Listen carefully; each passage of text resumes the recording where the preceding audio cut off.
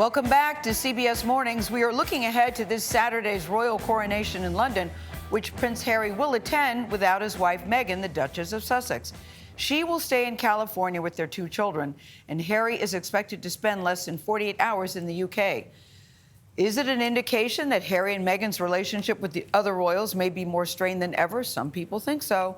Holly Williams is outside Buckingham Palace with more on that part of the story. Holly, good morning to you.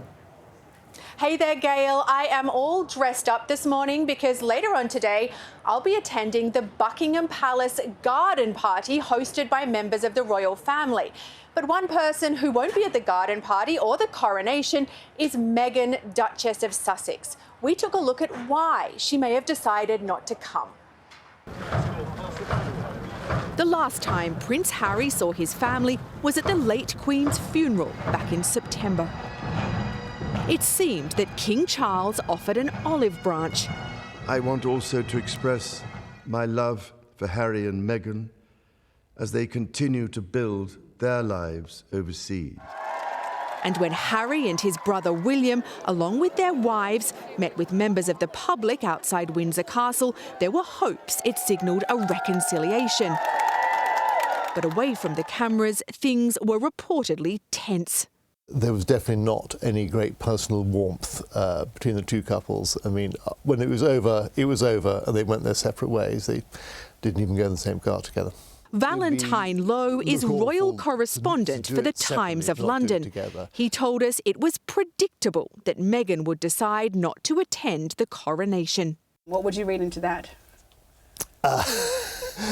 She thinks I've had enough of this family. No, I think you read into that, you know, it's quite predictable that might happen. It becomes slightly less of a drama if she doesn't come here. So I think it's just thought, let's lessen the damage, lessen the pain by not coming. We're happy to lie to protect my brother. Since the funeral, Harry and Meghan have released their Netflix series. I wasn't being thrown to the wolves, I was being fed to the wolves. And Harry's published his book, Spare, promoting it with tell-all interviews, including on 60 Minutes. In the book, you call this a full-scale rupture. Can it be healed? Yes, the ball is very much in their court. There needs to be a constructive conversation, one that can happen in private, that doesn't get leaked. The palace wants this whole issue to go away. Is that right? You say the palace, and yes, the palace as an institution does, but also the family. You always got to remember, these are people, you know, and we all have family rows, don't we, and family disputes. And it's very hard to conduct what is a bitter and painful family dispute in the public eye.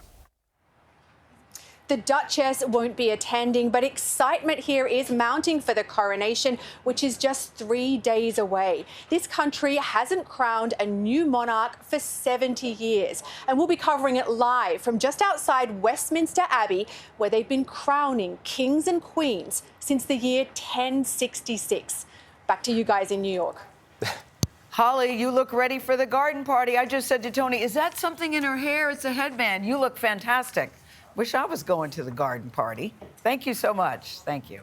Thank you. I like what the gentleman in her piece just said. All families have rows. Yes. All people have, families very have true. squabbles. Yeah. So well, all these people were talking. I wonder if they've talked to anybody in the family. Yeah, Let them figure out a way to work it out. I mean, all families are dysfunctional, but as someone in the Paramount documentary says, this is a spectacularly dysfunctional family. So it's they did extra. use that word. Yeah. They did use that word.